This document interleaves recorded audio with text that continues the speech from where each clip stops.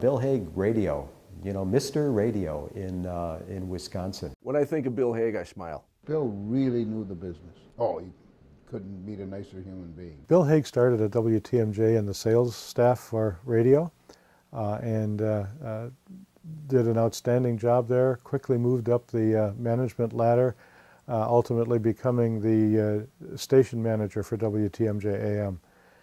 He was a good leader. It was under his leadership that we really developed a strong marketing alliance with Milwaukee Brewers baseball, and he was very strong in properly marketing sports sales, commercial sales, and sports marketing as a very strong strength of WTMJ Radio. Bill Haig was at WTMJ when I came in as a young reporter, and a legend, a fellow who not only understood the value of news, which is where my heart lie, but also how to make news and entertainment come together into really a seamless package, presenting a wonderful, wonderful package of information and entertainment for the ears. He was my first general manager here at WTMJ. Two things about Bill Haig that really come to mind. One of them is certainly sports, and I'll talk about that. But the other is just a basic core professionalism about how to run an organization, how to run a station. Because as a young broadcaster, I saw how Bill ran WTMJ. And he ran it first with a great love of radio. He had a real passion for what we did, which I shared as a youngster. And I was really glad to see that managers have that same passion for the business. And he conducted himself in a way that, to this day, I think, well, when I'm handling an issue, is this how Bill would have handled it? Is this how he would have seen it? Bill really did get sports, and WTMJ Radio is the sports station. They carry all of they're the flagship station for teams that are in other places, Green Bay and Madison. So Bill got all of that. And he did a fabulous job of getting the Brewers onto the era TMJ. And I think he realized after he did all he could at TMJ that the sports side of that news, entertainment, sports package that TMJ offered, the sports side maybe was the sandbox that he really wanted to play in. He took our radio, which had been run pretty much the old-fashioned way. You just sort of got it, you sold the rights, whatever they were, and went out. You really didn't market, you didn't merchandise. He came in and changed all that. So he brought us into the 20th century, late in the 20th century, but he did it, and he did it. He was really very good at what he did. I always watched Bill Haig from a distance. He worked at WTMJ, and I was at WITI in Milwaukee. I knew about him, and then he moved to the Brewers, and I kind of kept an eye on what he was doing. And then later on, I ended up working for Bill when I did television for the Brewers, and he had a reputation of being a little crusty in a good way, tough, but that type of thing. When I met him and worked with him, I was very impressed. He was fair.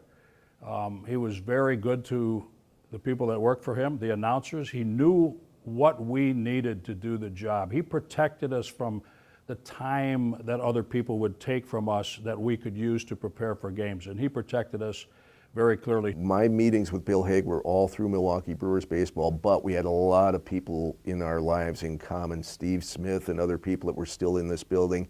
He was the man who put WKTI in the air, came up with the call letters, had the backstory on that, and always had an affection for that station because, frankly, WKTI was the weak sister.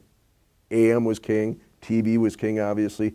FM was always, admittedly, an afterthought until Bill came along. The melding of baseball, radio, TV, getting all of that maximized in a market like this, an admittedly small market to its financial potential, it was a chore. And cable was in its infancy, if it was even started back then. There was pay TV. They tried that aspect. There was still the cobbling together of a radio network and a TV network statewide. And you could not have had a better, smarter man at the head of that than Bill Haig. The thing I think you take away from Bill is while we're working through all the tough issues, we're in a terrific business. We're in a great business that means a lot to people, that's important in society. And so that passion and love for broadcasting, he taught me that, and I hope it's something that he's taught generations of managers to come. He taught us and for a generation that has come after us how to market your radio rights and what to do with your radio rights, which we had just sort of opened the doors and gotten on the radio and game one the season, and you just did it, and so that was the end of it. Not with Bill Haig. Bill was a really great merchandiser, he knew how to take care of all the stations on the network, did things that frankly we hadn't done. So he brought a uniqueness and a marketing ability that had not existed before. He was pretty innovative in the sense that he dealt with rights fees, and he always figured out a way to create a market. This is a small market. There aren't a lot of things that you don't have an endless supply of people lining up to broadcast games. Bill always had a way of figuring out how to create a market for the next contract, and I learned from that too.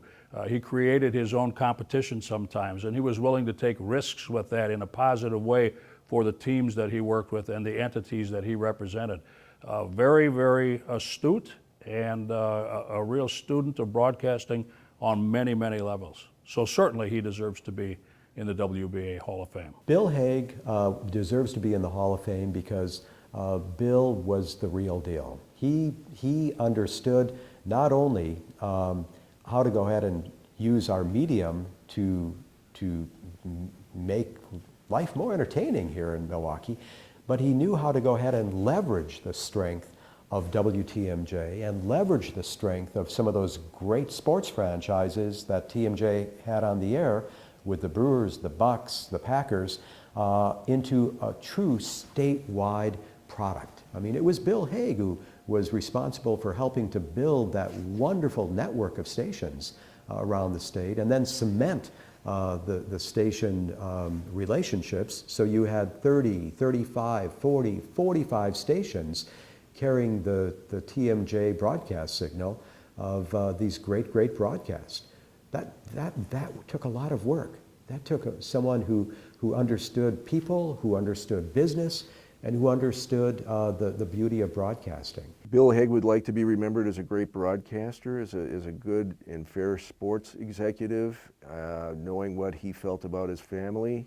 I'm sure he wants to be remembered as a great and decent friend and father, and talk to anybody when you say the name Bill Haig, and they will say he hit it out of the park on all three counts. Bill Haig was the best station manager that WTMJ Radio ever had. WTMJ Radio is the best radio station that Wisconsin has and has ever had, and that's why Bill Haig deserves to be in the Wisconsin Broadcasters Hall of Fame.